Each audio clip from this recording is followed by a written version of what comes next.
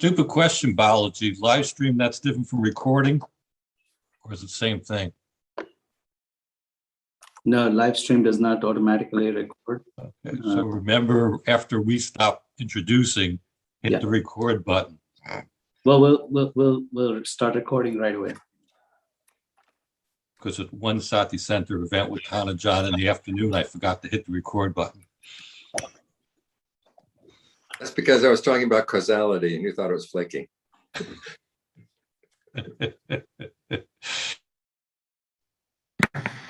Okay, I'll be muting everyone. Request everyone to kindly mute yourself if you're not, and except of course the co-hosts. And I'll now start the recording as well, Ajaan.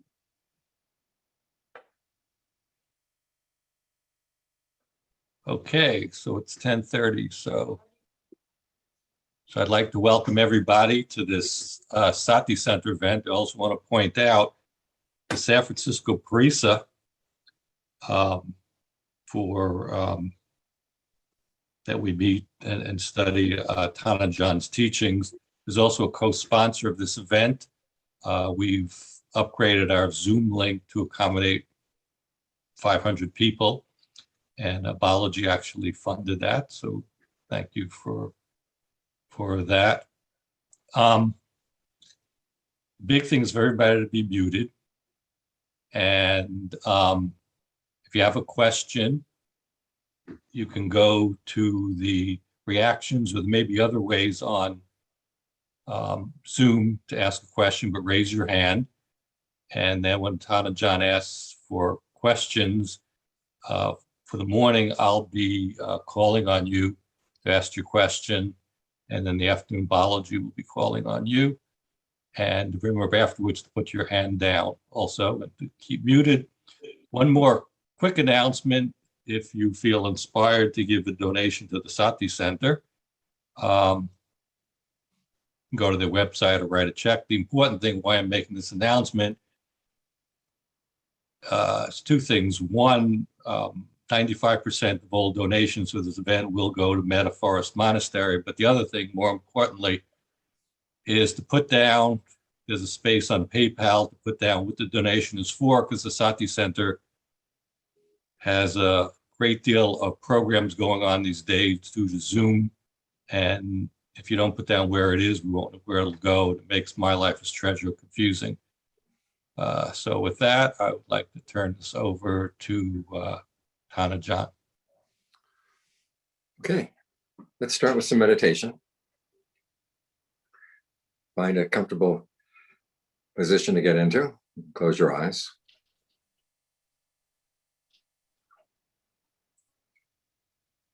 And I'll give you some brief instructions for the meditation to begin with, and then ask that you meditate while I talk. Okay, first start with thoughts of goodwill. Goodwill is your wish for true happiness. Your true happiness, the true happiness of all other beings. Because true happiness comes from within, there's no conflict there. So start with the thought, may I be truly happy? May I understand the causes for true happiness and be willing and able to act on them.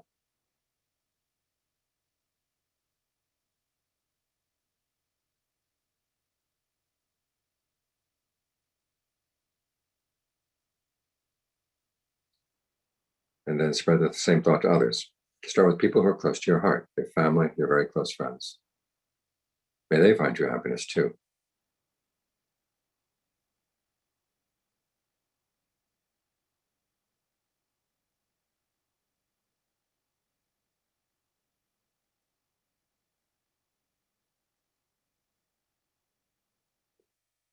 And then spread those thoughts out in ever widening circles. The people you know well and like.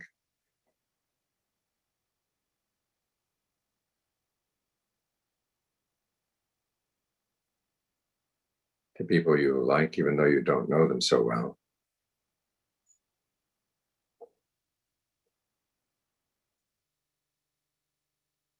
To people you're more neutral about.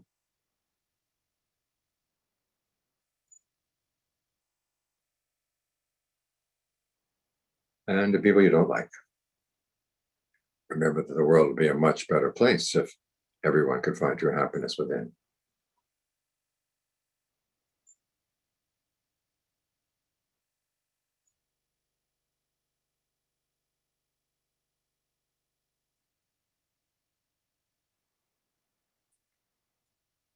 Spread thoughts of goodwill to people you don't even know.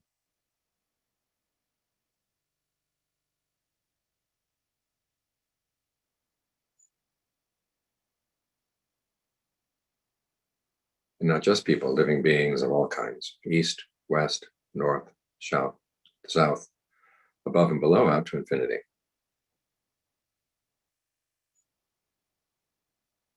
May we all find true happiness in our hearts.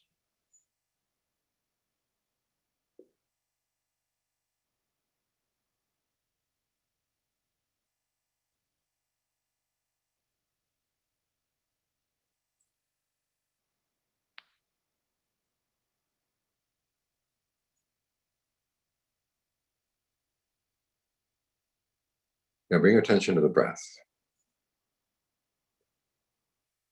Take a couple of good, long, deep in and out breaths. Notice where you feel the breathing process in the body.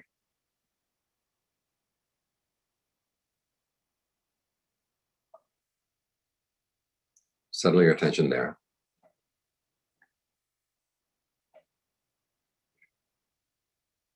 And then ask yourself if it's comfortable. If long breathing is comfortable, keep it up. If it's not comfortable, you can change. Try shorter breathing, or in short, out long, in long, out short. Heavy, light, fast, slow. Deep, shallow. You can experiment for a while to see what rhythm and texture of breathing feels best for the body right now.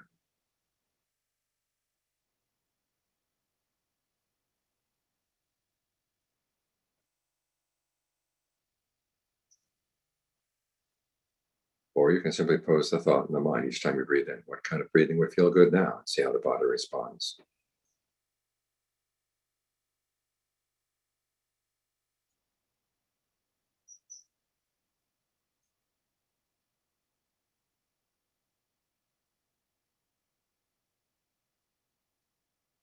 If your mind wanders off, just drop whatever the thought is and you'll be right back at the breath.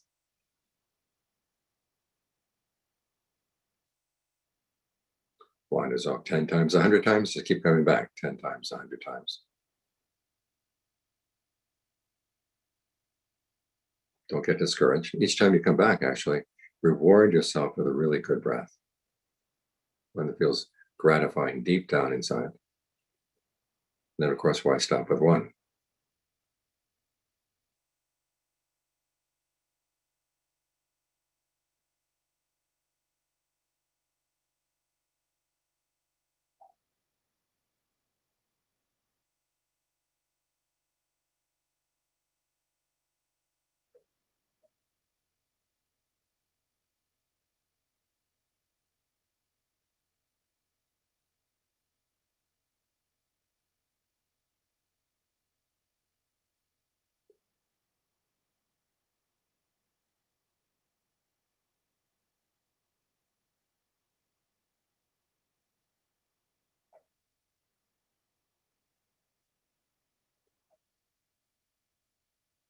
Now, as the breath gets comfortable, the next step is to be aware of the whole body as you breathe in, the whole body as you breathe out. To give yourself a good solid foundation. And a good way to build up to that whole body awareness is to go through the body first, section by section. A good place to start is down around the navel. Locate that part of the body in your awareness. Watch it for a while as you breathe in, breathe out to see what rhythm of breathing feels good there.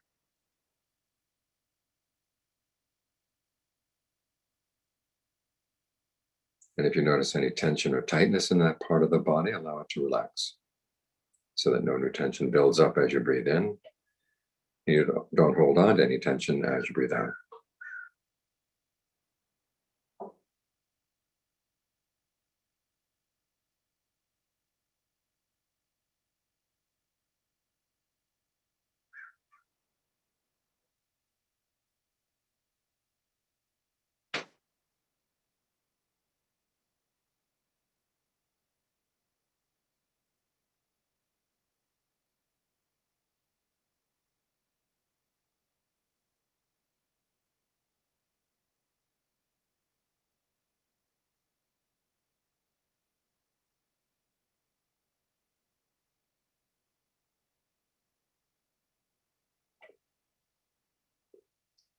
Then move your attention up to the solar plexus and follow the same steps there.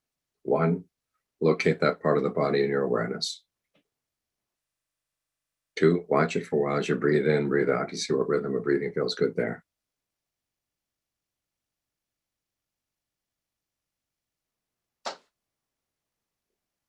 And then 3, if there's any tension or tightness in that part of the body, allow it to relax.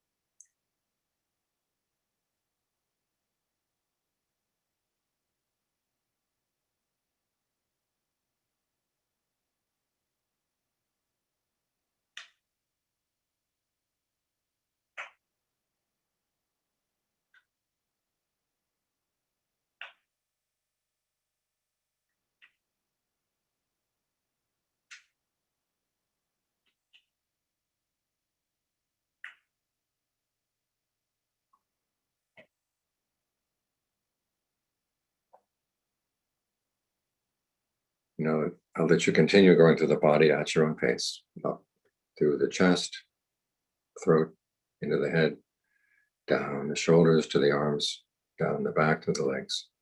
Do that at your own pace. And you can go through the body several times as you like, until you're ready to settle down. Then choose any one spot in the body that's most congenial, focus your attention there, and then think of your awareness spreading from that spot to fill the whole body.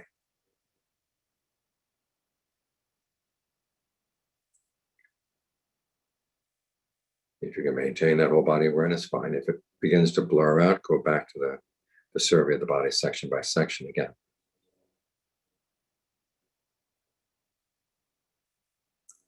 Meanwhile, I'll talk.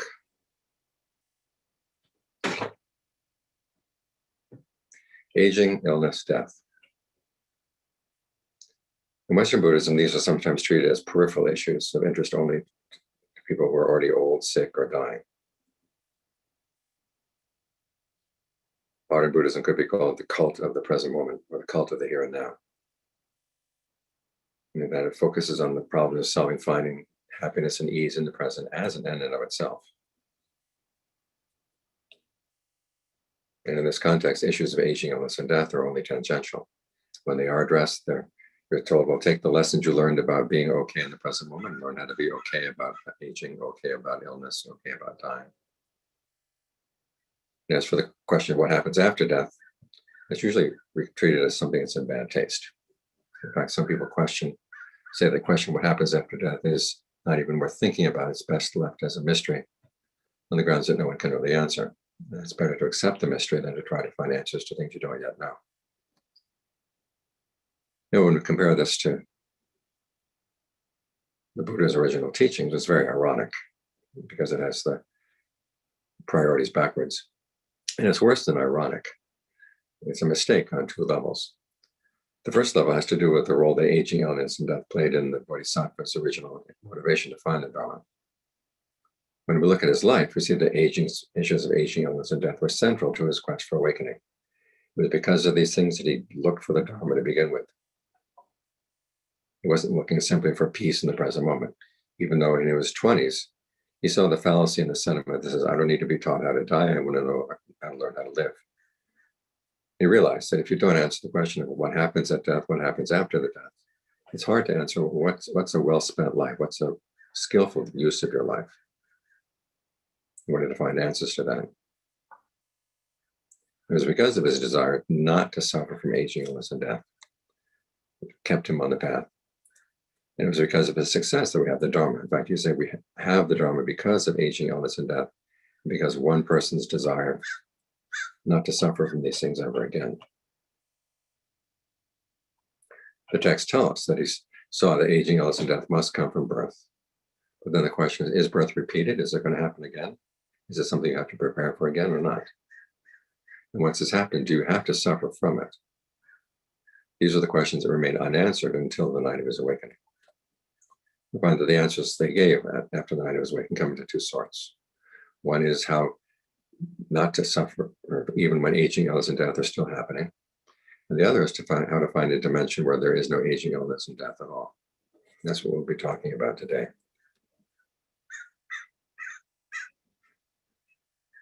On the night of his awakening, when he got the mind into right concentration and realized he could use that concentrated mind in order to gain knowledge.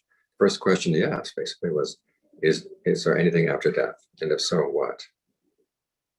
And he saw that he'd been reborn many, many times. He says many, many aeons of births and deaths, seeing his name, his appearance, what clan or species he belonged to, his experience of pleasure and pain, the food that he ate, and the way he died, again and again and again. Now, sometimes this knowledge is dismissed simply as being a holdover from his culture and that everybody in India at the time believed in rebirth, but that's not the case. It was really a hotly debated issue. Some people said death was followed by annihilation. Others said that it was followed by rebirth in which you stayed the same as you were before. The Brahmins especially like this one. If you're a Brahmin in this lifetime, you're guaranteed to be a Brahmin in the next lifetime. People in other castes were going to be in those other castes again and had to serve the Brahmins. But the Buddha saw from his own knowledge that was not the case, that he changed from many, many levels of the cosmos, from the very highest to the very lowest. And so instead of pursuing that knowledge any further, then he came up with a question, well, what is the factor that determines these changes? They gave the second answer. And the answer was his actions, his karma, based on right views or wrong views. And here it's good to look at the way he responded to this particular sort of knowledge. He said that, freely admitted that there are other people who had these kinds of knowledges in their meditation before him. But his knowledge differed in two respects, and also different in terms of the questions he asked. And the differences had to do with the extent of his knowledge. He saw much further back, so we could see larger patterns than they had. And he also looked in more detail. And this relates directly to the issue of how he later came to teach the Dharma. Because other people had this knowledge beforehand. In some cases, they would see someone had done good in this lifetime and it went to a good rebirth, done bad in this lifetime, gone to a bad rebirth. And they ended up teaching that action was deterministic. In other words, your actions in the past will totally determine where you're going to go at death. There were others, though, who saw that there were cases where someone had done good in this lifetime and went to a bad rebirth, or done bad in this lifetime and gone to a good rebirth. These are the ones who taught that your actions had no impact on your rebirth at all. The rebirth changes in your birth are totally random. But his response was to look at the issue more carefully. And he noticed one thing that was very important, that cases where someone had done bad in this lifetime and gone to a good rebirth, the person had actually changed their views before they died. In fact, at the moment of death, in some cases, they actually acted on right view. And in cases where people had done good in this lifetime and gone to a bad rebirth, it was because at the moment of death, they developed a wrong view and acted on wrong view. This suggested to him that actions in the present moment can have a huge impact on counteracting the impact of your past actions. There is someone who is not muted. If you're not muted, please mute yourself.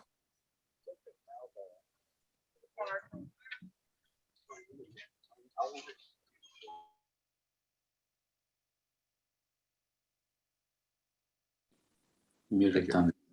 Okay. Okay.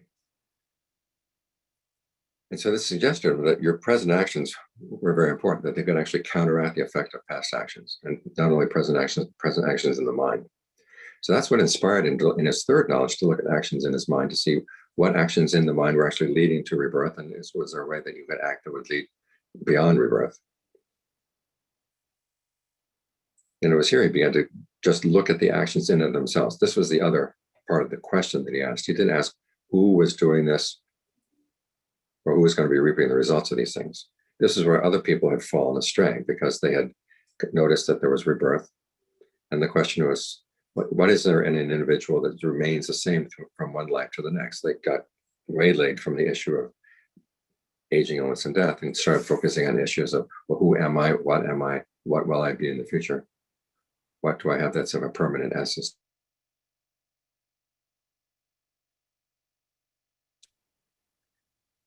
There were those who asked the question, who am I? What is a permanent essence to me?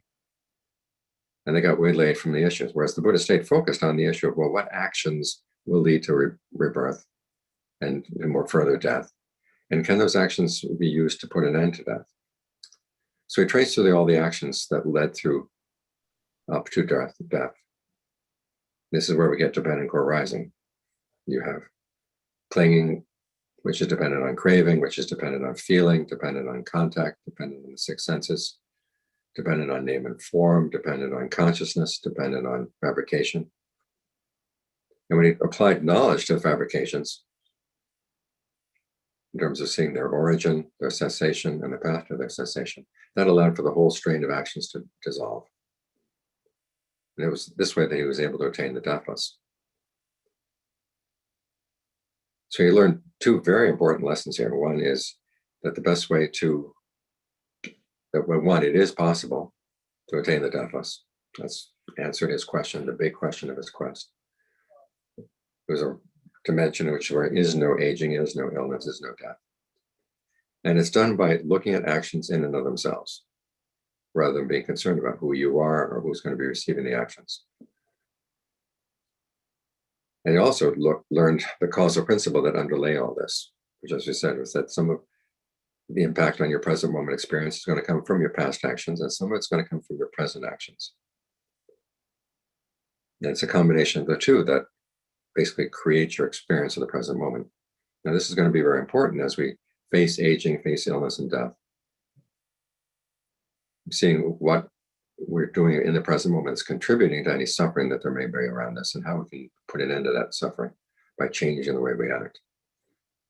So the principles of karma are not totally deterministic. It's not the case that you did something bad in the past lifetime and you're going to have to suffer. Now, there may be some physical manifestations that are going to come from that, but the mind doesn't have to suffer if it's skilled. This causal principle is what lies at the basis of all the Buddhist approaches to how you face aging, how you face illness, how you face death. But it's also good to think about for a minute how much we owe the Dharma to the Buddha's staying on topic all the way through his quest. And this is what he wanted to see. What can be done so as not to suffer from aging, illness, and death? It is the prime question of the Dharma. We owe that, we owe all our knowledge of the Dharma to the fact that he pursued that question all the way to the end. So when he taught, again, aging and illness and death became primary topics. When his basically two main teachings, the Four Noble Truths and the Dependent Core Rising, are basically explanations of how suffering is brought into being and how suffering can be brought to an end. And in both cases, when the Buddha identifies suffering or talks about what suffering is, he gives as his first examples birth, aging, death. These are the big issues in life, and he's not going to shy away from them. This is going to take them on. So they had to put an end to these things. So that was the first mistake we said in modern Buddhism, which is not seeing the importance that the issues of aging, illness, and death had in the Buddha's own quest for the Dharma. The second mistake is if we ignore the central role of aging, illness, and death in the Dharma, we miss out on many benefits to be gained from fully practicing what the Dharma has to teach. There's going to be more to the practice than just focusing on being okay in the present moment. You have to be heedful in preparing for the future. One, to provide yourself with a good range of opportunities to be available at death. And then two, to master the skills that you're going to need in the present moment so that when death or aging, illness, or death become present moment experiences, those skills will be ready. When the Buddha talks about being in the present moment or being alert to the present moment, it's always in the context of mindfulness of death. In other words, there's work to be done here that you need to prepare.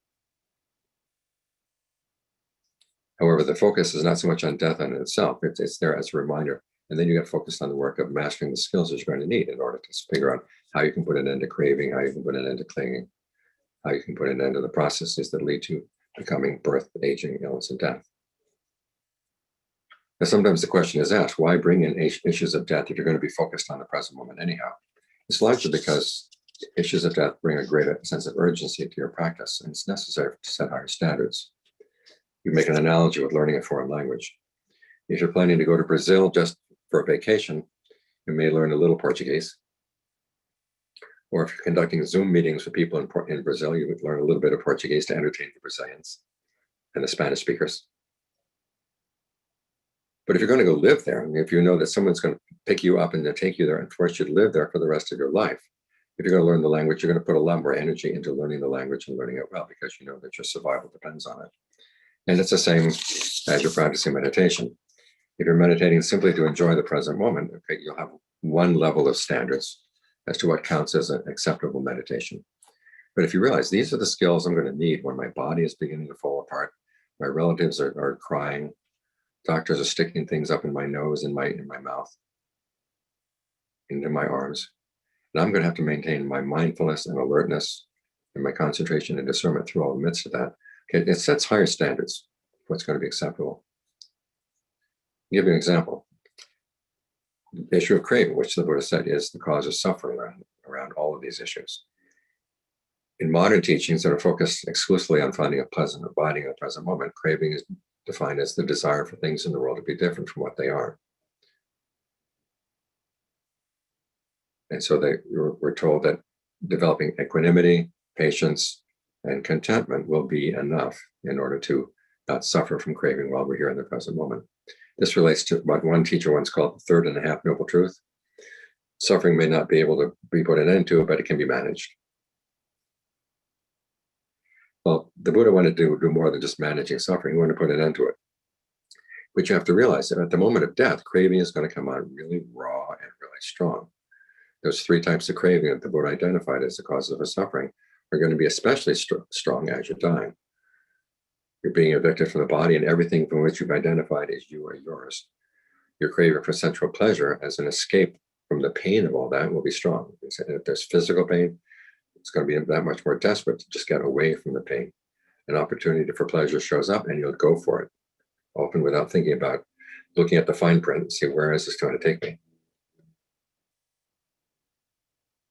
Because after all, the Buddha compares craving at the moment of death. It's like a fire. A house is on fire, and it's being blown by the wind to another house. And the wind is blind. And so we can't let our cravings take over at that point. We have to be in charge.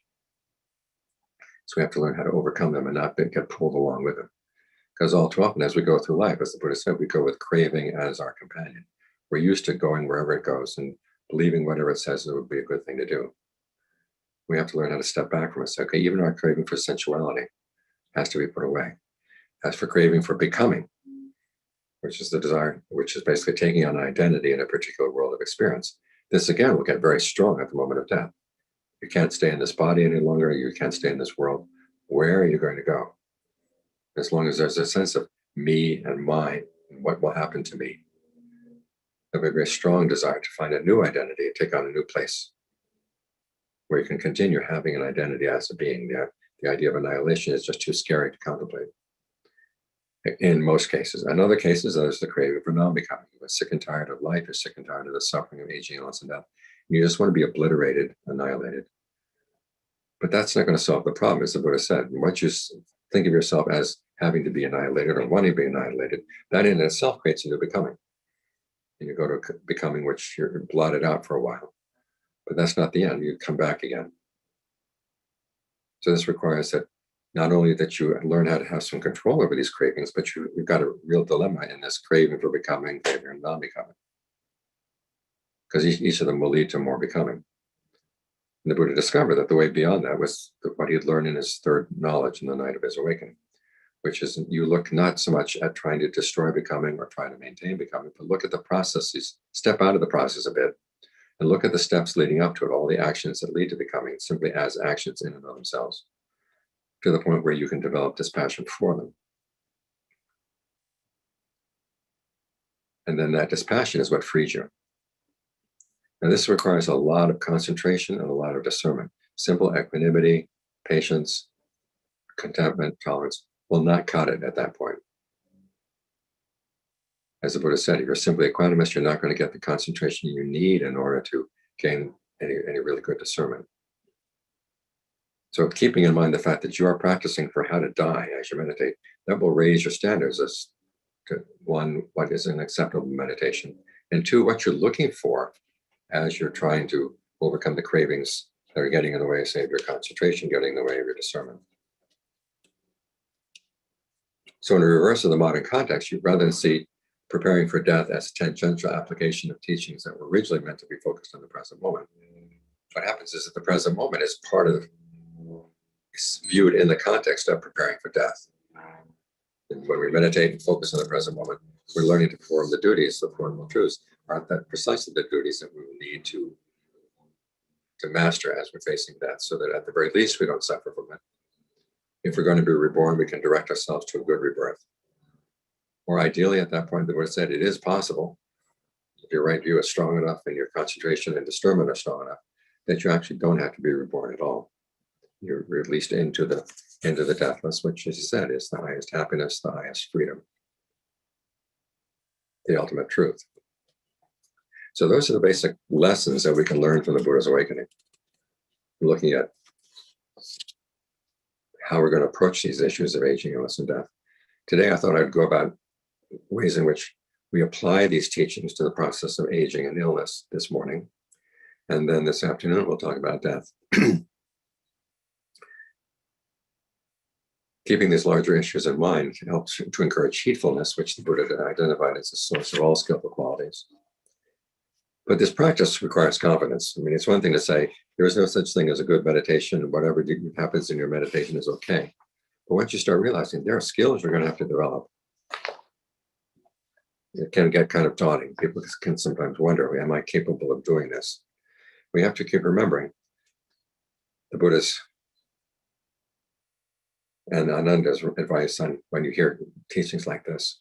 Ananda's advice is, hear that someone has gained awakening, and the proper response should be, well, why not me? They can do it. They're human beings. I'm a human being. If they can do it, why can't I? You have to convince yourself that, yes, you are capable of doing these things. It requires dedication, more dedication than you might initially expect.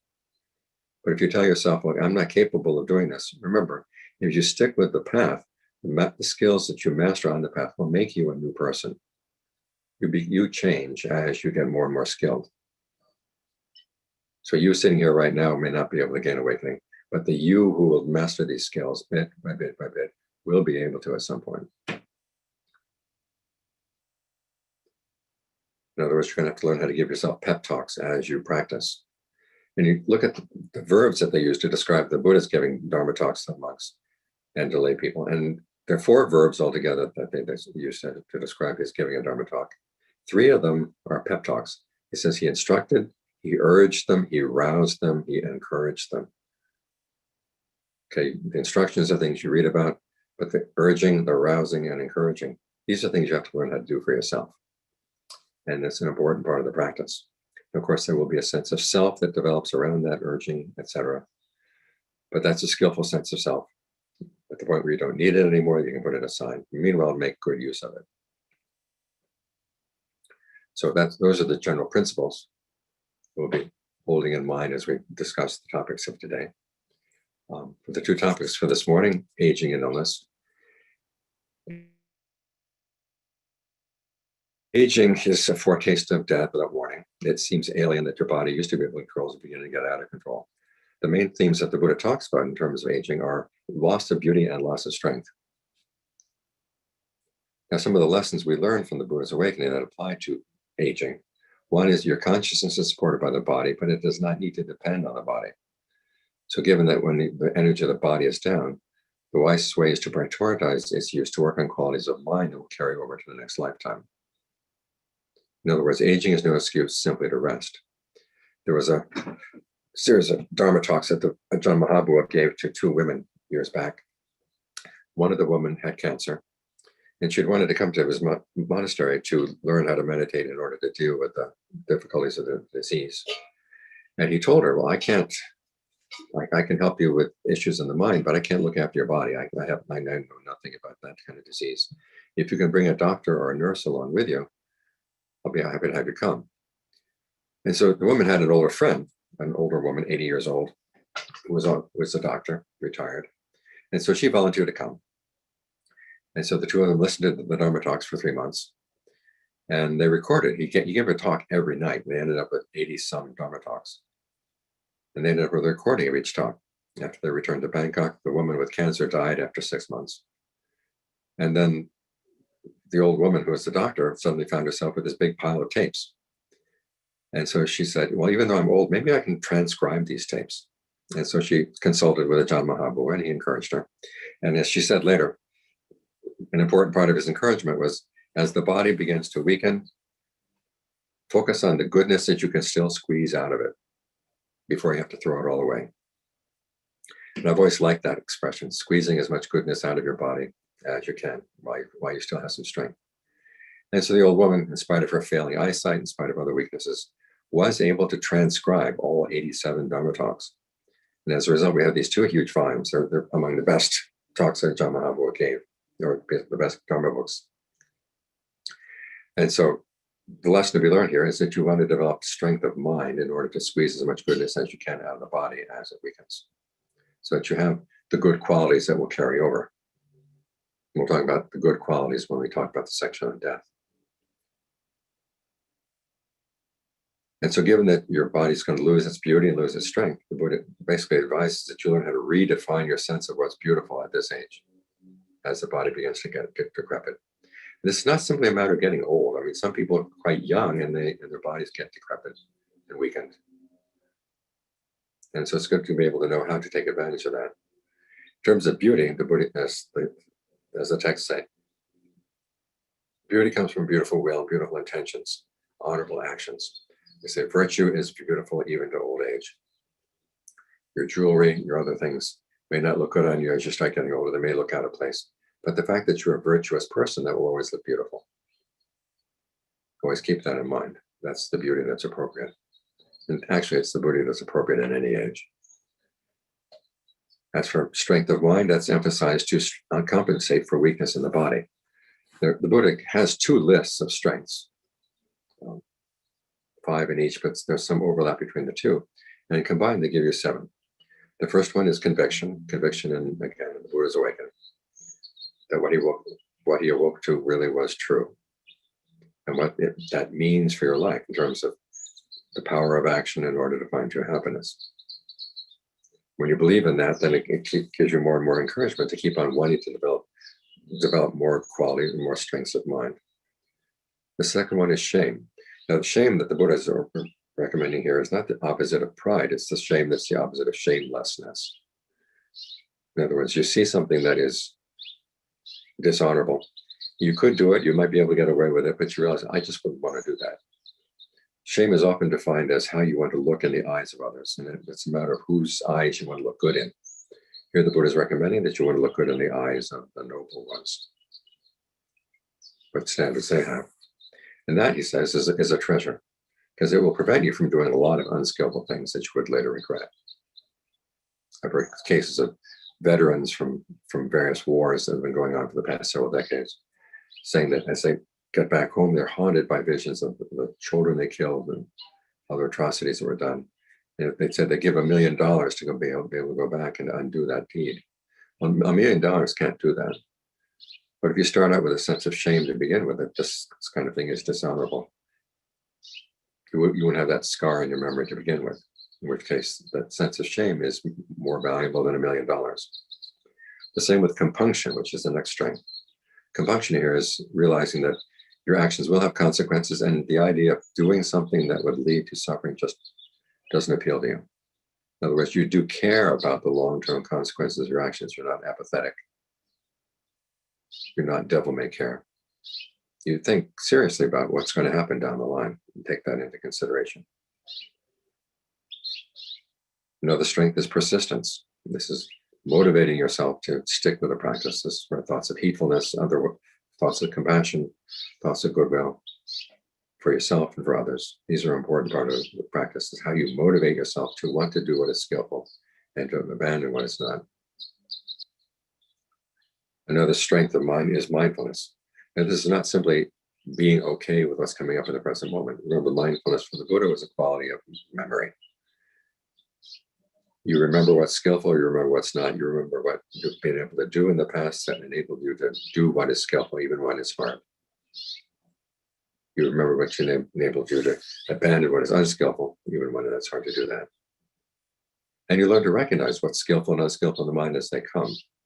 This will be an important skill because many times things can come up in the mind and they look okay to begin with. But after all, as you get to know them, you realize, okay, this mind state has its problems. You want to be able to learn how to recognize that.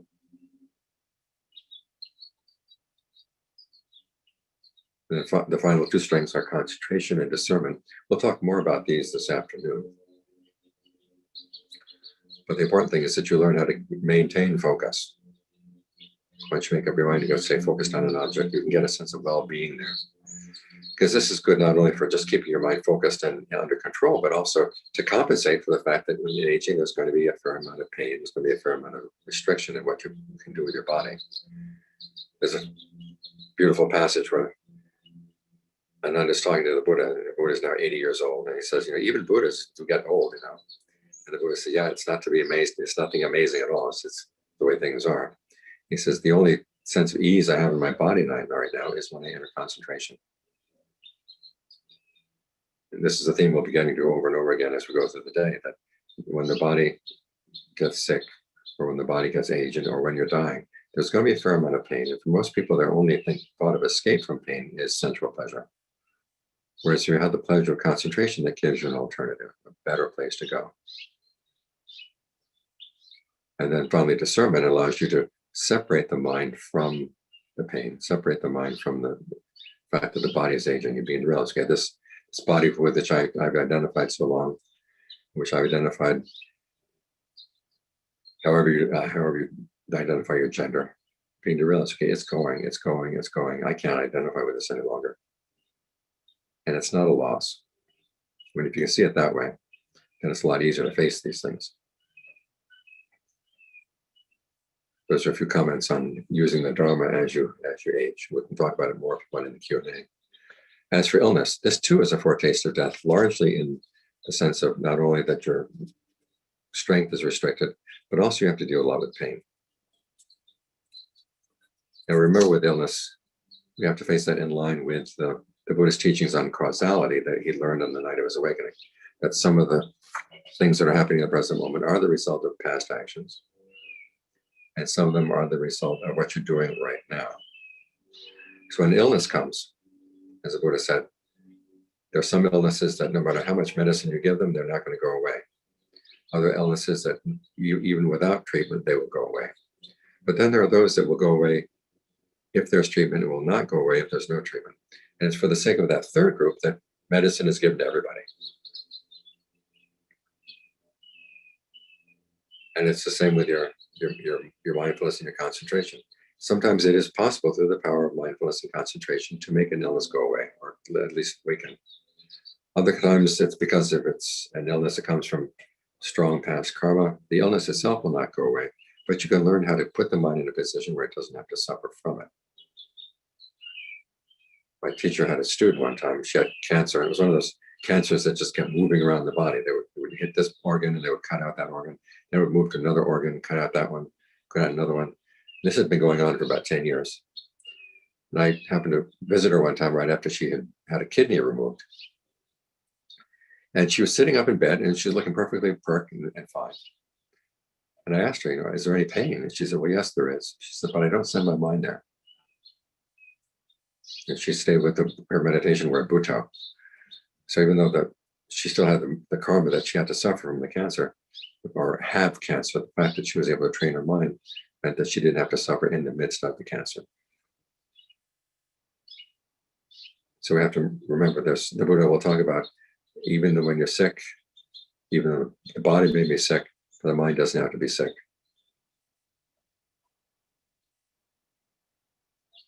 And there's a parallel between mental illness and physical illness. Physical illness, the Buddha said, the primary physical illness is something that happens to everybody every day, i.e. hunger. You don't have to be old to get hungry. And he said the primary mental illness is when you're clinging to the five aggregates. Now remember, the word for clinging in Pali is the same word as for taking sustenance or for feeding. So there's a parallel between our illnesses, that we're feeding on things. There's a constant lack in the body and there's this felt lack in the mind. And the practice is going to be aimed at getting rid of that sense of that. Maybe you can't get rid of physical hunger, but you can get rid of mental hunger. That's what we're going to be focusing on.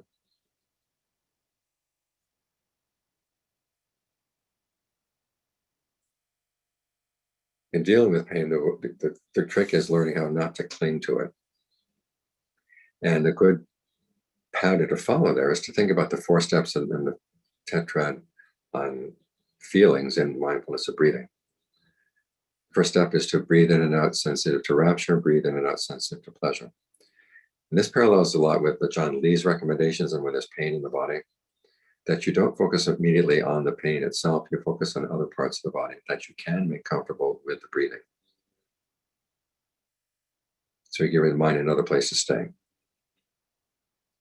And then after the breath has gotten comfortable in that other part of the body, then you can think of that good breath energy spreading through the pain and out.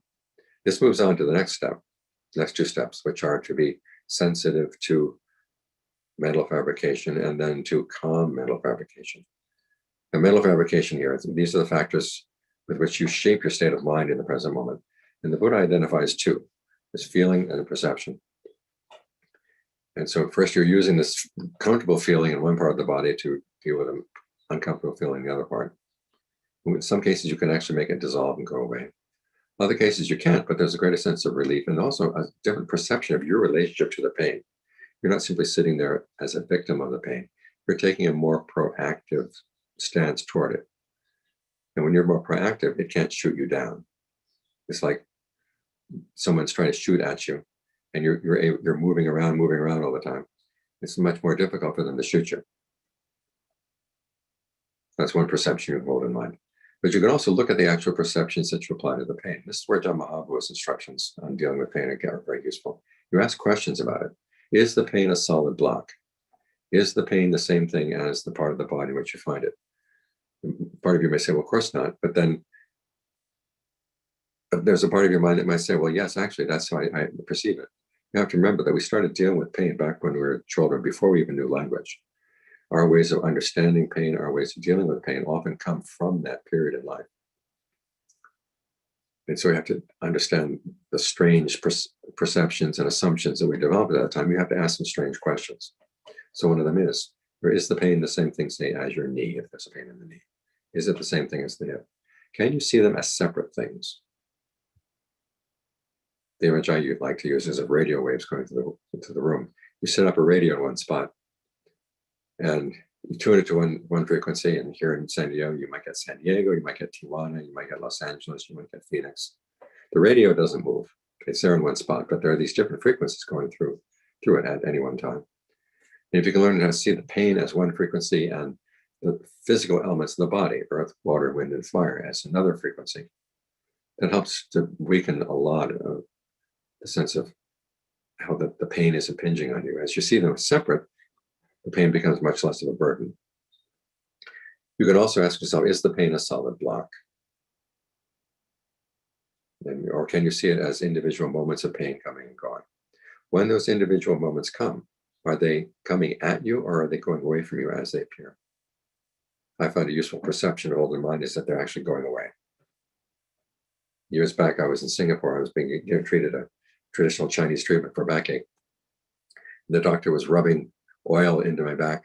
At first it felt good, and then it got more and more raw as he rubbed harder and harder. And then he took these bamboo whisks and started beating me.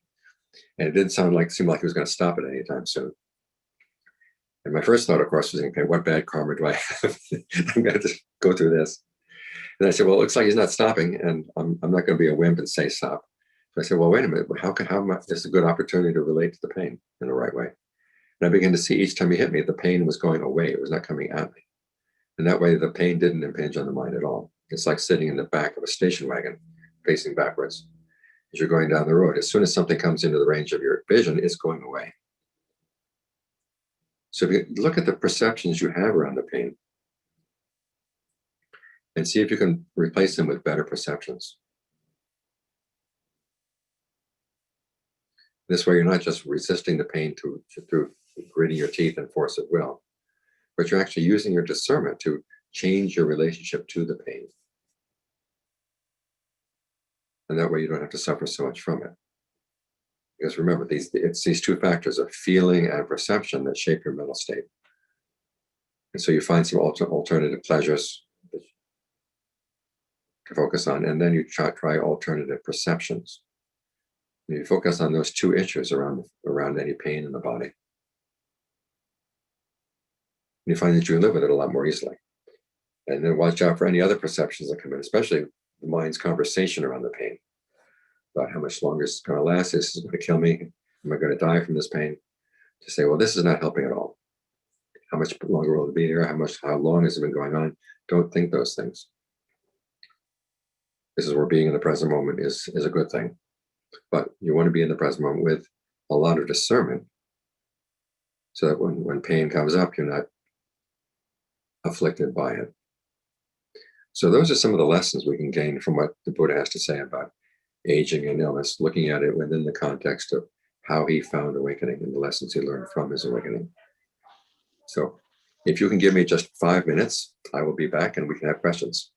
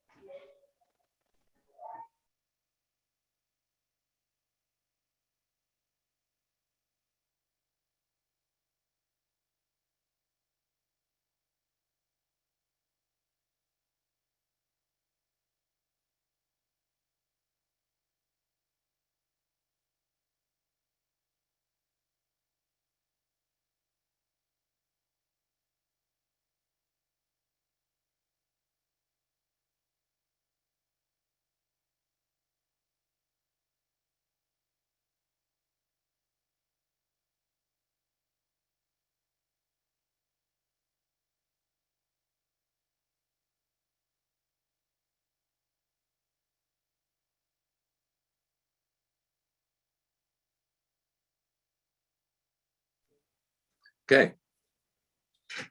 Who's up first? Remember to raise your hands. Yes, please raise your hands. Go to reactions or whatever it is. All right. Here we go. Todd Thompson. Hi, Todd, Ajaan, Geoff. I have a question related to, oftentimes I've heard during meditation practice, you said something along the lines of, just stay there, there's nothing else you have to do, there's nothing else you have to think about. Yes. But I think at some point there is something you have to do. And I mean, the Buddha had a question, and it seems that there must be certain questions you should maybe be turning to at some point in order to make progress. Not just exactly along the lines of what you said. Not being okay with the present moment it's not, I mean, just being okay with the present moment is not enough. Mm-hmm. How do you know which question you should be turning to at what point? I don't know how to ask it better than that. Okay, but when the basic question is, the questions you're going to want to ask have to do with the Four Noble Truths. Where is the suffering here? What am I doing that's contributing to it? And the right time to ask those questions is when you're ready. And knowing when you're ready is you try asking the questions and see what happens. Is your mind gaining insight, or is it just getting blurry as you ask those questions? Do those questions raise spontaneously or not? In some cases they will, in some cases they won't. Okay. Thank you. And if you find that they're not rising on their own, you can give them a little push. Okay, thank you. And John Fuang once said that there are two kinds of meditators: the people who think too much and the people who don't think enough. And so if you know you have a particular habit, if you think too much, you don't think enough, try to compensate.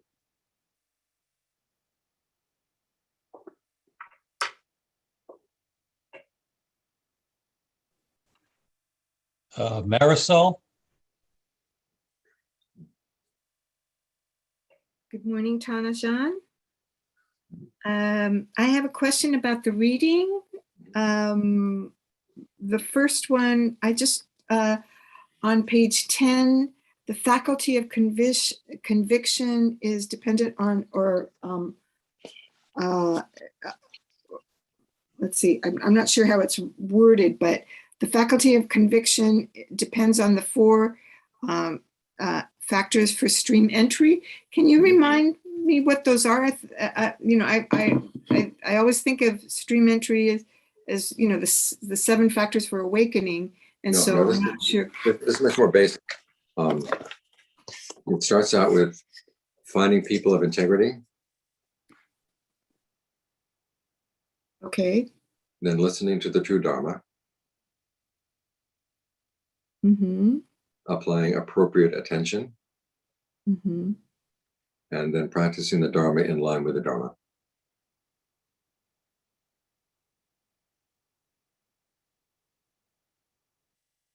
Okay, now all of those sound very familiar. I just didn't Make the connection, yeah. make the connection. And then the faculty of persistence.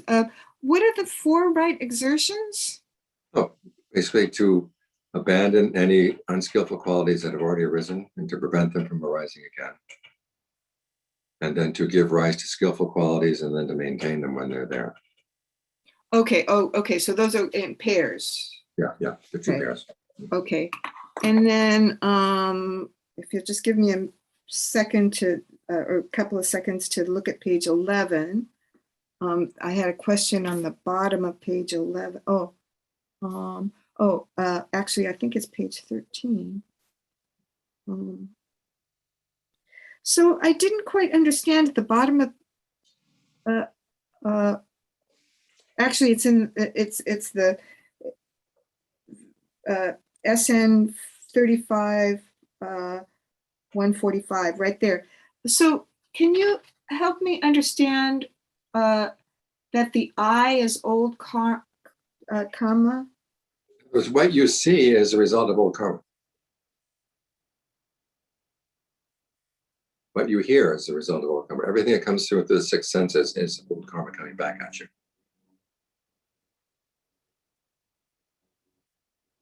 But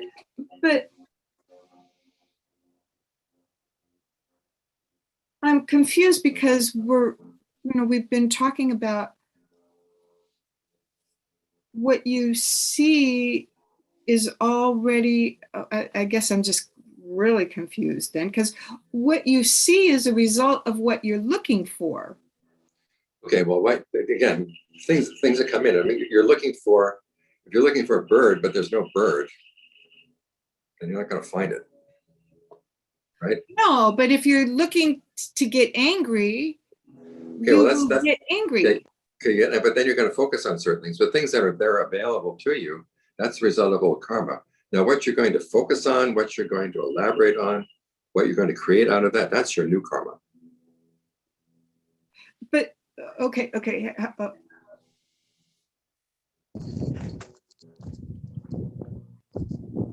mean, if I close my eyes and open them again and will that there's nobody on the screen, it's not going to happen.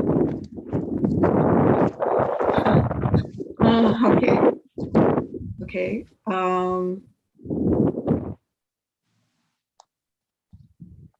So old karma is just what is available to us. What's available to us through the senses, yes.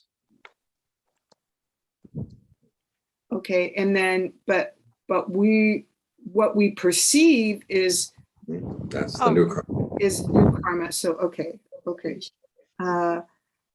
Thank you. I'll just stop there and maybe ask later. Okay, fine.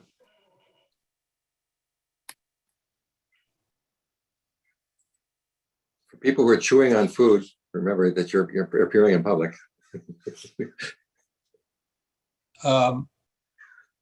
Valentin?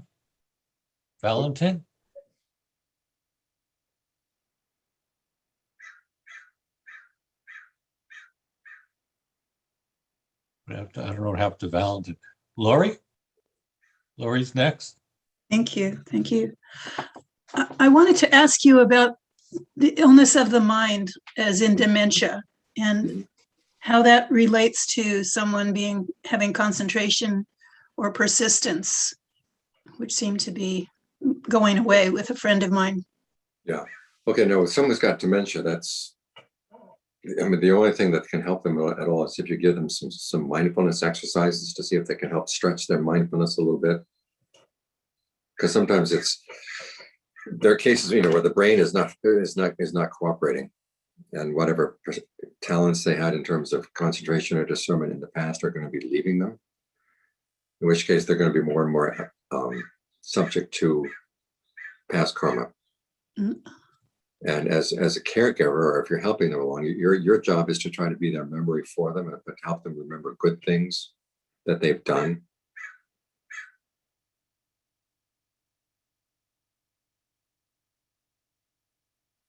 If I bring them, and I am, and when she's agitated or scared, I can bring her back.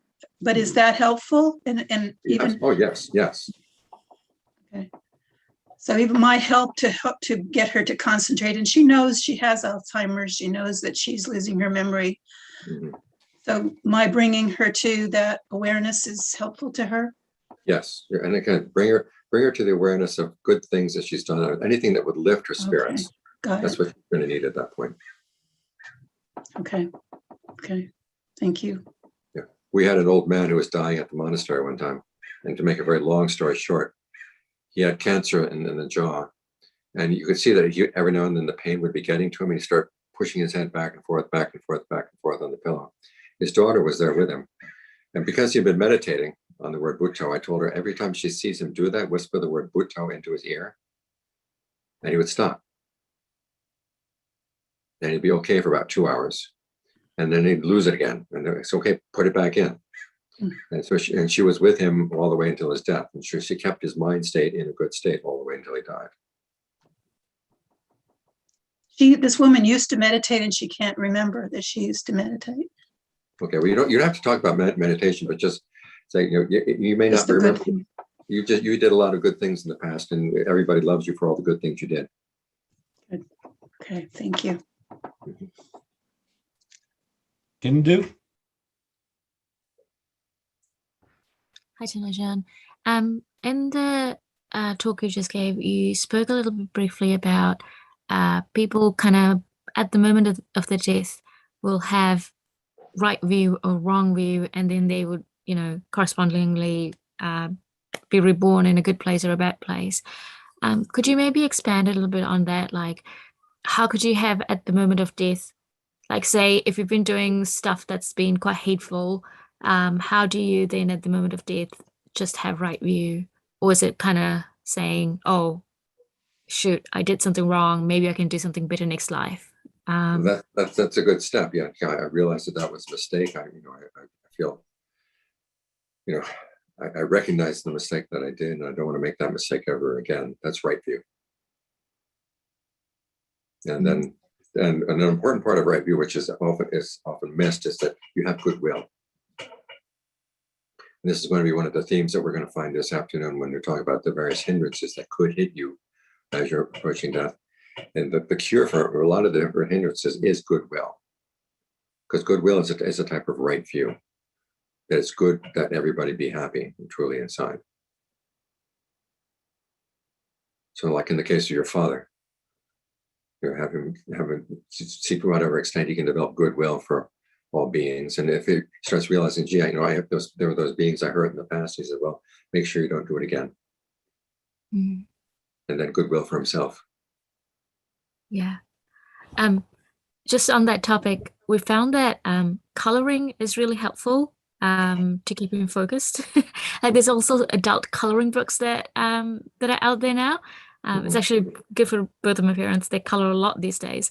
We're on a lockdown, so I feel like I'm running a kindergarten.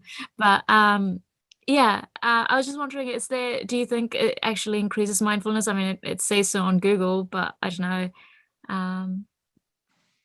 Keeps them nicely occupied.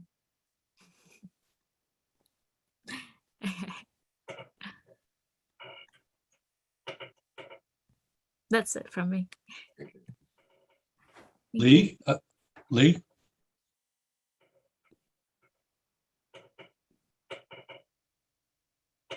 Lee, you're muted. We can't hear you. You have to unmute. I'm sorry. I'm technologically challenged. I want to go back to the old and the new karma. Mhm. It's very subtle. Old karma isn't necessarily bad karma, is it? No, it's good. It'd be good karma too. Yeah. Yeah, okay. But if one finds oneself, and I see this in my work as well as in myself, repeating thoughts or memories that are not skillful or that are difficult. And I'm very aware of that. And being aware of it, I can put it aside. In other words, my mental actions can shift from, all right, this is the past, this is the present. Now, what I've discovered is that doesn't change the pattern once and for all, but it does bring me back to a whole different frame of reference. And I have to keep doing it over and over and over again. And I'm wondering if that's the beginning of fresh karma. I even like that better than good Oh karma. yeah. It's fresh karma in the sense that you're developing a new habit. A new habit, yes. And then the other thing is when the Buddha says, when you see these things arising and you learn how to put them aside, then the next step is to, well, when they come back again, why do you go for them again? What's the allure? But when I say, all right, here it is again, and I bring myself back to something else, or I'm not going for the allure, am I? There's something programmed in there that brings it back. That's what you want to look for, so that you can realize, okay, there's whatever it is that's bringing it back. I want to see that. I want to understand what that is. All right. Okay. All right. Yeah. All right. Thank you. Mhm.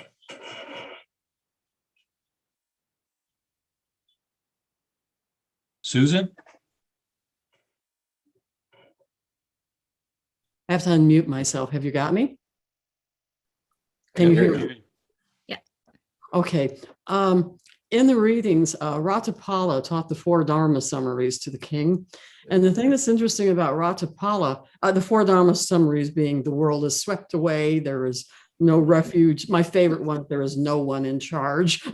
The four Dharma summaries, the king noted with interest that Ratapala understood these things not because he'd gone through any particular hardship, but because the Buddha taught them and he recognized them as true.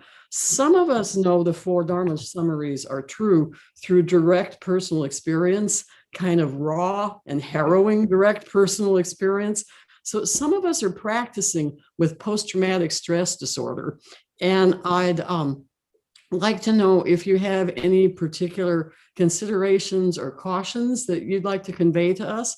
I can tell you some of the things that I've done to my own practice that may have been unwise or things that I've tried to change it. But are you willing to address this issue? Sure. What you got to realize, if the world is not providing these things for you, you've got to provide them for yourself. And that's the message. That's why Ratapala went forth, was to say, okay, what can I do? If the world is swept away, is there something in me that I can develop that's not swept away? The world there's no one in charge, there offers no shelter. What kind of shelter can I provide for my own mind? Because if you simply think about how the world is horrible, horrible, horrible, horrible, it's going to drive you crazy. But if you realize, okay, the world is not going to provide this, but the Buddha is telling me I have within me the resources that I can provide that for myself.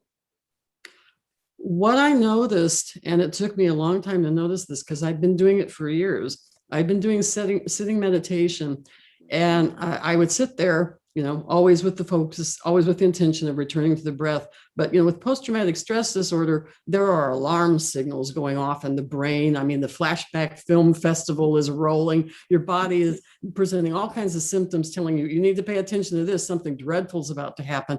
But the thing is, I keep returning to the breath, and, I'd sit there and let my mind beat up on me for a while. I'd return to the breath, and then, ding, the session is over. And I'd sort of pat myself on the back for just having endured a meditation session.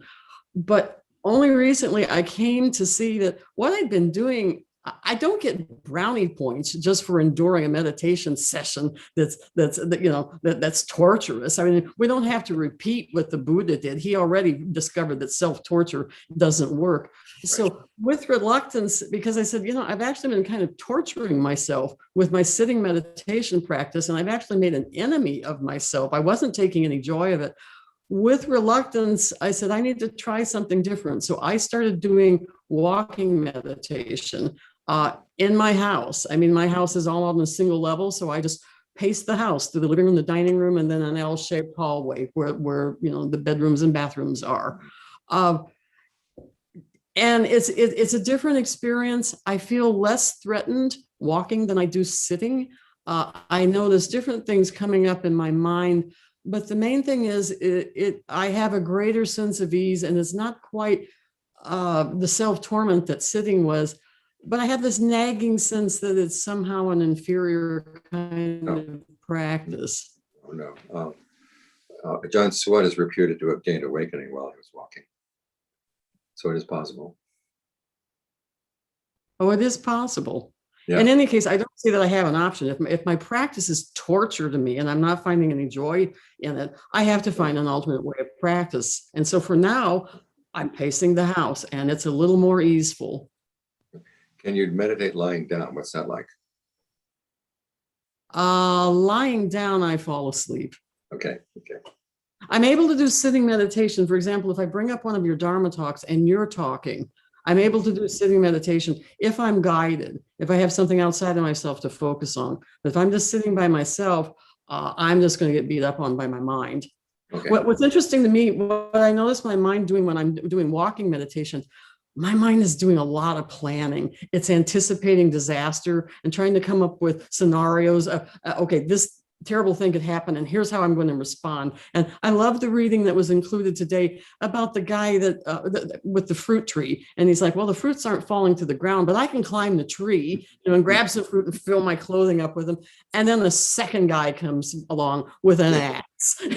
And I love this image because it's an image I bring to mind when I'm walking, and my mind goes into planning mode. It starts forecasting disasters, and then I start saying, okay, what am I going to do to meet that disaster? What am I going to do to meet this one? And I realize there's always going to be some guy with an axe or an atom bomb or something. I mean, that's not the way to do it. The way to do it is to return to your own breath, your own body, and to find some pleasure in your own being, I guess, in whatever way you can do it, whether it's walking, sitting, lying. I don't know how many different options there are, but thank you for letting me know that it is possible. Another person that inspires me is Kisa Gotami, the woman who lost her entire family in a single day. Yeah. If that's not a traumatized person, I don't know who was. Yet in her own words that you beautifully translated, she realized unbinding herself, and her heart was released. So walking meditation, I think this is a problem of right view. I mean, I didn't catch on that I was supposed to actually find the practice enjoyable because that's my refuge. Is this correct? Yes. Mm-hmm. Yes. Okay. Well, thank you. So before we go further, I just wanted to make one announcement clear to everyone. We are live streaming this on YouTube as well. So please be cautious and not discuss or talk about personal matters for your own privacy's sake. Thank you. So Mariana? Yeah, hi. First of all, thank you for the explanation about the old karma with the senses. That was a bit confusing. One of the questions I had that's sort of basic about the idea of going on, to a new life or to a better or worse place based on what you're thinking or doing when you die is people die unconsciously, like they die in the middle of sleep, or they get shot in the head, or something happens such that they're not really conscious at the time. So in that case, I'm kind of wondering, is where they go dependent on sort of the state of their mind the last time they were conscious, or? Okay, well, they may regain consciousness right after they're outside of the body. So there's a consciousness that could happen as they transition, sort of?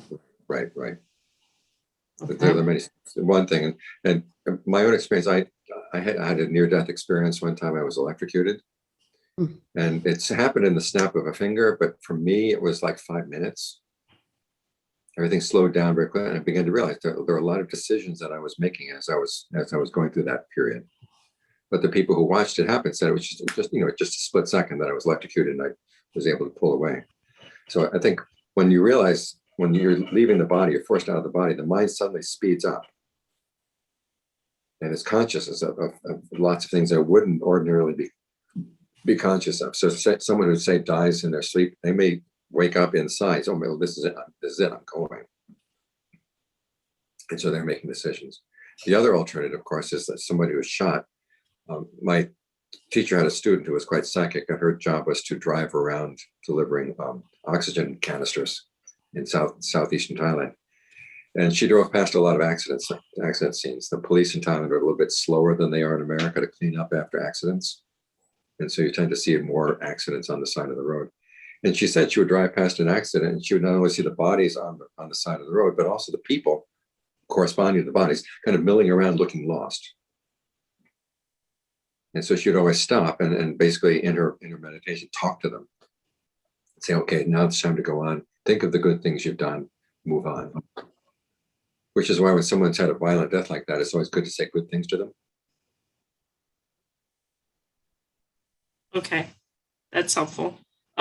Just one other question is, when I'm going outside, and this is partly, a meditation thing, but it's also just if I'm walking around or whatever, particularly walking. When I look at the world, I sometimes am very aware of, this is passing, or this will be gone. In the Bay Area, where we live used to be underwater 5,000 years ago, and these houses and everything that people think are so permanent will be gone. And other times and sometimes I'm thinking, well, that's a helpful view. That's awareness of the transience of life. And other times I'm thinking, well, it's so beautiful. It's here now. I'm lucky to live in a nice place where I'm not, choking from smog or whatever. And so I'm sort of wondering, when is it better to be sort of aware of the transience of it and the fact that it will go away versus really enjoying and appreciating where I am? It depends on your state of mind. If you're feeling down, think about, well, hey, this is really a nice place. Heaven on earth, the Bay Area. Yeah. And at other times when you're getting careless and complacent, okay, then it's good to remind yourself, hey, this stuff's got to go someday. What do I have that's a permanent value that I can take with me when it goes? And you reflect back, well, it's my actions. The good things that I do for myself, the good things I do for other people. Those are the things that are of real value. So if I'm like reflecting as I'm walking around on, I pick up trash, or gee, I could help people who are suffering, who don't have a home. That's sort of a positive thing. Right. That's of more value than just sort of thinking about the world going away or not being permanent. Yeah, because as I was telling Susan just now, and when you realize the world is swept away, what is not swept away? Let's focus on that. Yeah.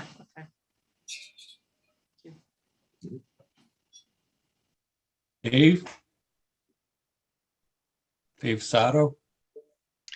Hi, Ajaan. Thank you very much for teaching us again today. I have a question that is related to the meditation word Buddho at the moment of death. Kind of a follow-up to the story about the gentleman with the jaw cancer. And it seems like it's very common among some of the teachers in the Thai forest tradition to teach this word. It seems that when you teach, you kind of more focus on making sure we're paying attention to the sensation of the breath in the body.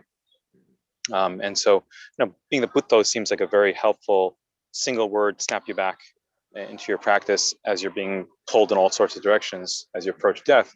If we're not using a meditation word in our meditation, do you have any other suggestions for something that can snap us back as we're facing death? Well, breathe. If you've been focusing on your breath all this time, then there should be some really good, associations with the breath. Where's your breath right now? That should be plenty. It's almost in a way you could just think, okay, remember my breath. Just remember my breath. Get back to my breath. The breath right now, yeah. Of course, as you're dying, you're going to have to leave the breath. And you say, okay, where's the state of my mind right now? Where's my awareness right now? I see. So almost like kind of jumping through the tetrads a little bit. Like, okay, right. Body, okay. Feelings, mind. We'll talk about this a little bit more this afternoon. Okay, thank you. Valentin? Can you hear me now? Yes. Yep. Okay. Tanajan, I have a question regarding the strategies in dealing with pain. So I've been mostly focusing on using the breath energy to, if I have a pain, using the breath energy to go through that area to ease the pain, to calm, and usually it goes away. When do you recommend to use the other one, to use discernment to look into the pain? Like, how does it feel? Is it, I never had to use it so far, so. You're very, well, I could say you're lucky in one way. Just sit for longer hours until there's pain, and then it doesn't go away as you breathe through it. Okay, thank you. That's it. Thank you, Julie? Hi, Ajaan. So I was wondering, in your talk, you're talking about that we should teach ourselves urging, rousing, and encouraging. And to me, these seems quite similar. So if you could give an example of these three, how we can, in our own practice, use these three different strategies. Okay, so basically, urging is saying, this is a good thing to do. You should do it. Rousing is saying, come on, you've got the energy, you can do this. Are you just going to sit there and do nothing? And then encouraging is more, come on, you really can do this. Really believe in you, okay? Okay, thank you. Mike? Thank you, Ajaan. In response to Lee's question, I just wanted to talk about different kinds of thoughts and the gratification that might come along with them. When I cut someone off in traffic when someone cuts me off in traffic and I get riled up, it's pretty obvious kind of what the gratification that comes along with sort of more simple thoughts like that is, defending my territory, those types of thoughts. But then I'm a primary care clinician and I treat folks with anxiety disorder spectrum and OCD. And, they often mention things like intrusive thoughts or, thoughts that kind of seemingly come up that really don't seem to represent their inner desires, just kind of come out of the blue, maybe something really unpleasant.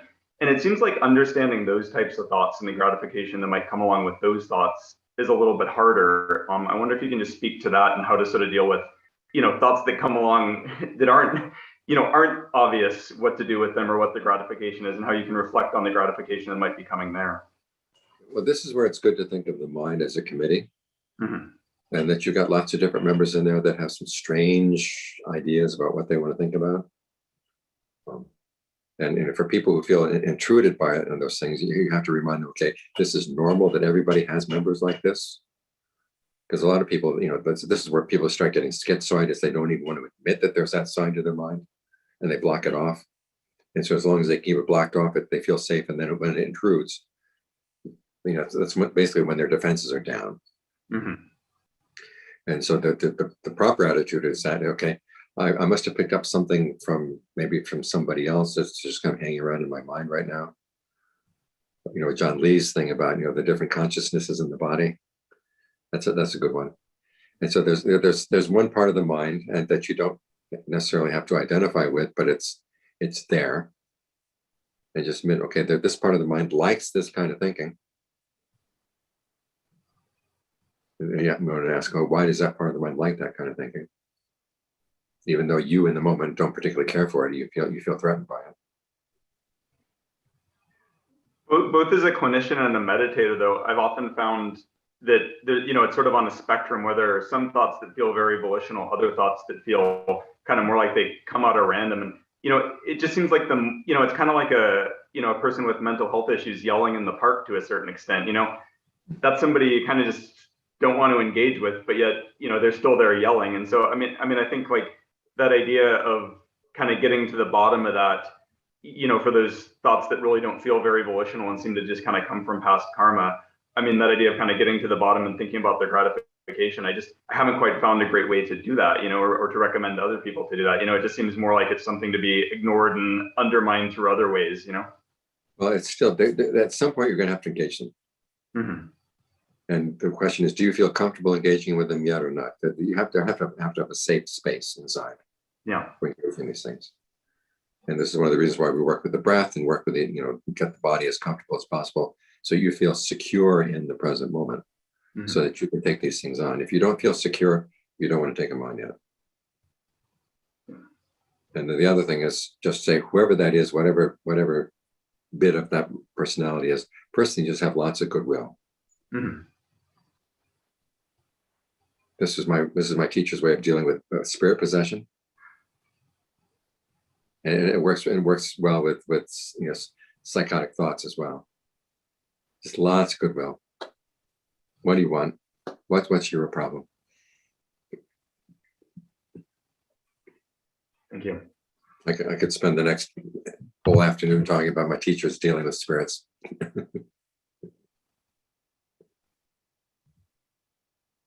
Apology.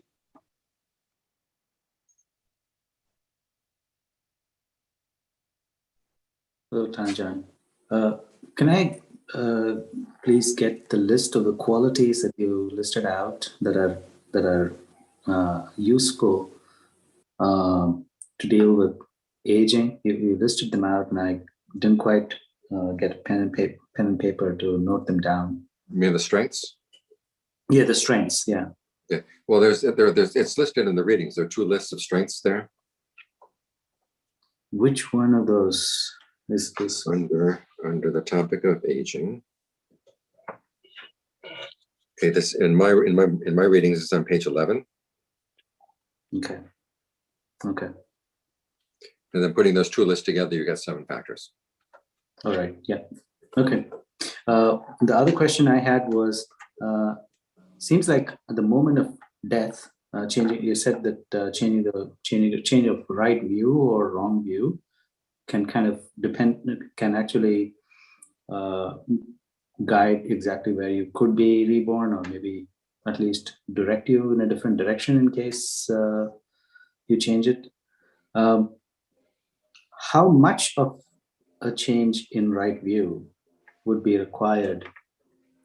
It seems to me that it's rather extremely subtle. It seems almost like you could have gone all your life committing murders, killing animals, all of that, and the moment of death, you just say, "Gee, that was terrible. That was bad of me to have done that," and that immediately takes you somewhere else. That seems a little arbitrary. I'm not quite sure that. Let's put it this way: you might go to a good place, but there might be some bad things happening to you at that good place. Okay, so in other words, the some of the karma would have some effect at some point in time. It might shorten my lifespan for some while, or something like that. Okay. The other thing that also was occurring to me was the present moment. When actions in the present moment, if those actions are done with the senses. Like, for example, we are using the senses. The senses are also from past karma. So now we have a point where we're basically using past karma and present karma together. And so and that seems to be happening all the time, right?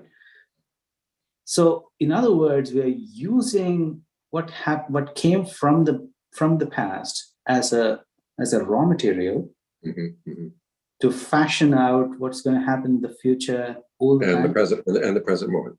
And the present moment. Okay. And so that's what we are trying to get training in during the meditation. It's just that it is just that we're always doing it. It's just that we don't do it very well. That's the only reason. Okay. Thank you. It's like being a good cook. If you're a really good cook, you can take bad ingredients and make good food out of them. Right. Eileen?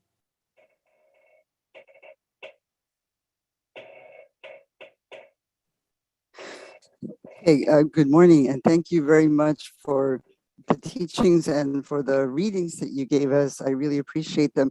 And I appreciate the story about the Buddha wanting to find the deathless so much.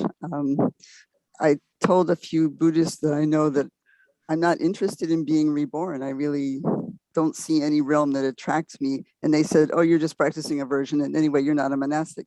And I just didn't know what quite to make of that. But it didn't seem relevant to me. I mean, why would that make any difference, or does it? And the problem I am having is that my job is so exhausting that I can never reach concentration, but it seems like you were saying that concentration is necessary. So I guess I have to make a decision about my job. Is that where I need to go now?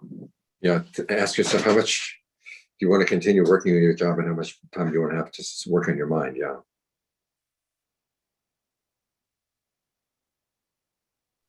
Okay, that's a tough choice, but thank you for that answer. Yeah. Alex?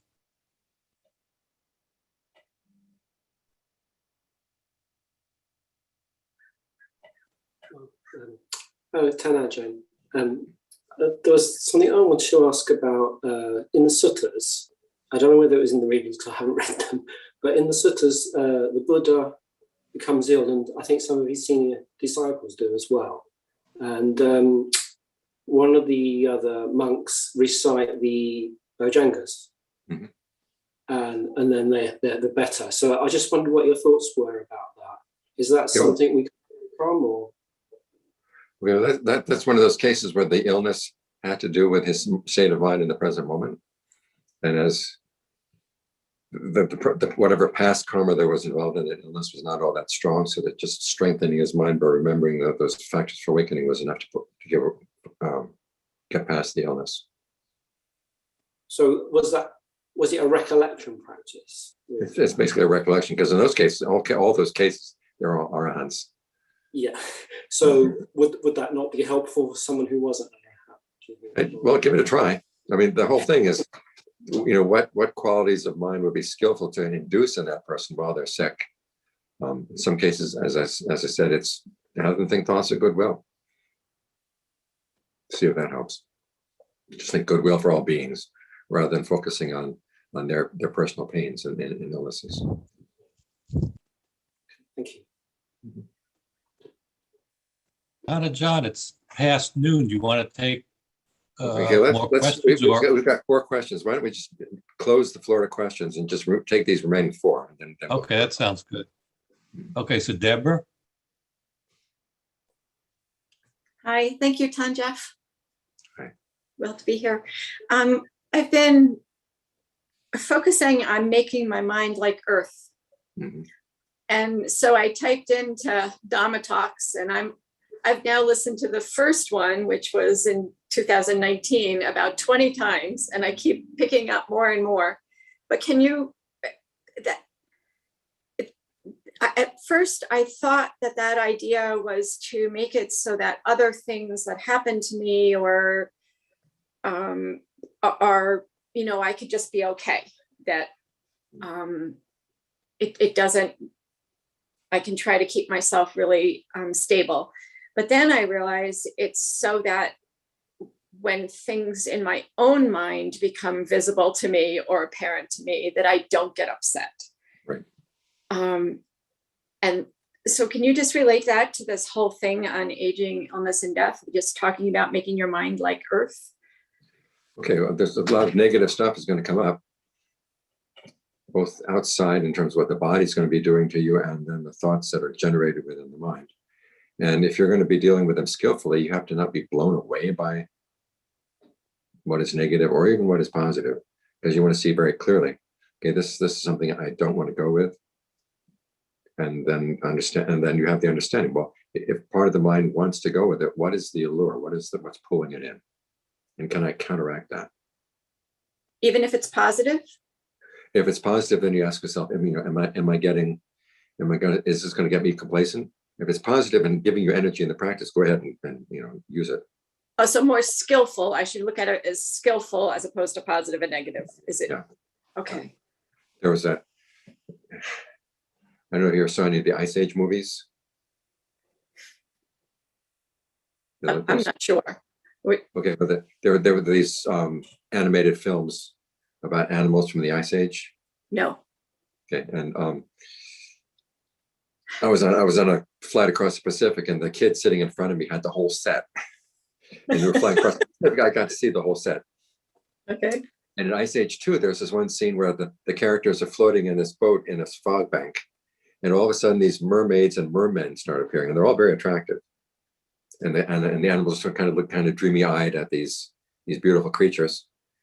And then as you look more closely at them, you realize that every now and then there's some sort of static in the picture. And inside the static, you begin to realize they're piranha fish. And I said, that great image, things that look attractive, watch out. Yeah. Okay. Thank you. Lee? Tom, Geoff, I want to go back to Eileen's question. Mm-hmm. Because for me, if I can't bring my meditation and working with my mind into my daily life, specifically my job, mm-hmm.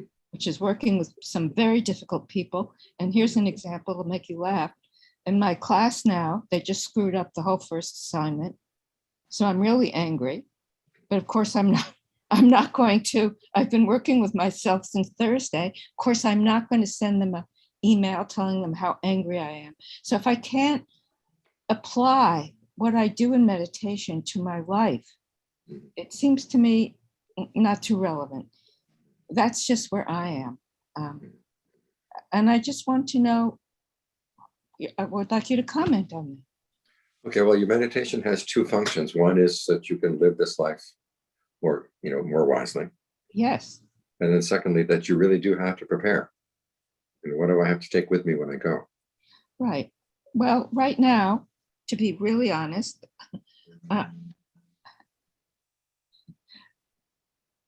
think I have to develop the wisdom to deal with 18 difficult students. And if I don't do that, I don't think my next life is going to be so good. No, and then also you would have the wisdom to deal with your 18 difficult defilements. Yeah. So I just feel that it's very important for me anyway to bring the wisdom of the sitting and the meditation and my study and reading to the details of my everyday life, students and otherwise. For me, I just can't make that separation now. The time will come, and I think about this all the time, when I won't have outer activity. But right now, for me, I have to bring the two together because otherwise it's not skillful and it's not creating good karma for me. Well, this is going to be a decision everybody has to make for themselves, how to balance these issues. Yeah, right. Okay. Yeah. All right. Thank you. Udivi? What? Dear Ajaan, in conditionality, the first one, ignorance, conditions, fabrications. But what are those fabrications referred there? Because there is no consciousness there, there is no name and form are there. Okay, well, it's basically another way of talking about name and form. Because you have you have in and out breathing is bodily fabrication. You have directed thought and evaluation is verbal fabrication. And then you have feelings and perceptions are mental fabrication. Now, if you take those and you move them down to the factor of name and form, you see them basically repackaged. So it's different ways of packaging that what you are bringing to the present moment prior to sensory contact. Okay, thank you. Just another quick question. You said for calming the mental fabrications, keep different images in mind. This water sprouting and spreading all over the lake, and this bath powder kneading. That's one way. Whatever way you find it, whatever perceptions you hold in mind that help to calm the mind down, those are the perceptions you want to use. If you're working with breath meditation, then you use those images. Or you can have different images of how the breath energy is flowing in the body. And some of them are more common. So that is where I'm a bit confused, because when I'm following the body is the perception, or the entire body, or how the energy is spreading. Then how to bring another perception? Okay, well, you can have the perception of the breath energy originating in the body and spreading throughout the body. That's one. Another is that each cell is breathing, and so there's no one spot in the body that has priority over the other spots. That's going to be even more calming. It's just like every cell is breathing, every cell is awake and aware. That's more calming. Or you can have the perception that the outline of the body is gone and it's just space. These get more and more calming as you go down. Okay, thank you. Yeah, I think that's it for the questions. Okay, fine. Well, thank you for your attention. And we'll be meeting back here at 2 o'clock my time, and 2 hours, whatever it is in your time where you are. And we'll talk about death. Thank you very much, Ajaan. Okay, be well. Thank you, Thank Tana. you, Bante. Thank you. Thank you. Thank you for your help. Thank you, Thank you, Thank Ajaan. Bante. Thank you. Thank you. Wonderful seeing you, Thank you, Bante. Ajaan. Thank you. Thank you. All Good blessings. seeing you. Okay, be well. Bye. Thank you. Thank you. Thank you. Sure. Thank you.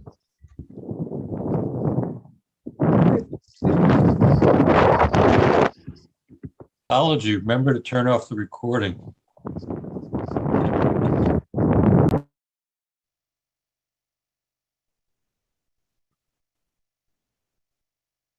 Apology, know if we got any live stream questions?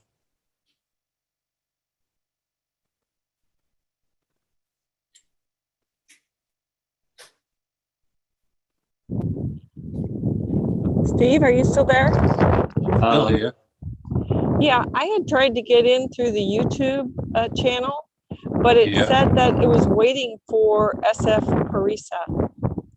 No, the link is changed. So Steve, you should probably take a look at the chats. The link, I will send that even on the email. I'm sorry. Yeah, send me an email and I'll update the website. But by the way, you know how many people are on the live stream? Not too many. By the way, there are less than 200 who have joined on the Zoom. So I think anybody who's trying to go on live stream, we should just encourage them to just join the Zoom link if they can. Okay, I'll update the website. Yeah, thank you. But send me the new link. It's there in the chat window right here. Chat. Yeah, I sent you a chat directly. Send me a chat. In fact, actually, I've sent it to everyone. I've sent it saying YouTube live stream link has changed. I'll send it again.